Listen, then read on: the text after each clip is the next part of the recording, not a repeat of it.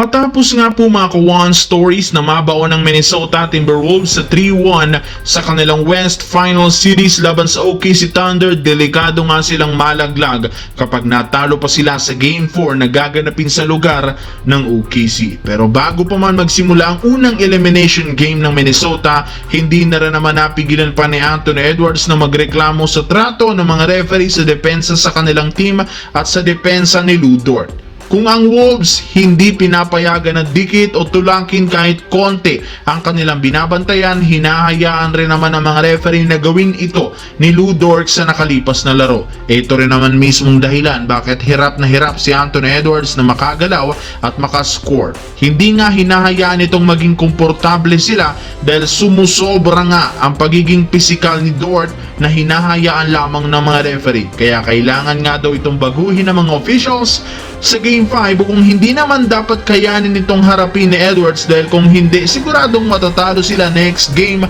at tuluyang malalaglag sa West Finals. Sa kabilang banda, kalat sa social media ang balita na hindi pa nga magre-retiro si LeBron James sa liga at mananatili pa rin sa lineup ng Lakers next year sa inaasahang pagkuha nito ng kanyang player option na nagkakahalaga ng $52 million contract.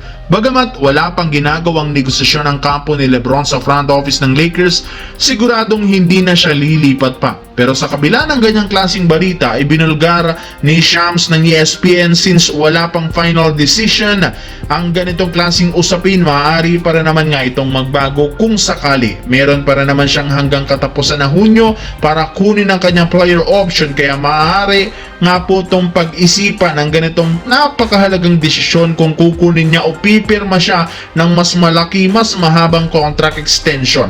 Open pa rin naman ng Lakers na bigyan si LeBron ng extension kung gugustuhin lamang nitong manatili ng mas matagal sa lineup ng Lakers. Anong masasabi nyo dito mga Kawan Stories?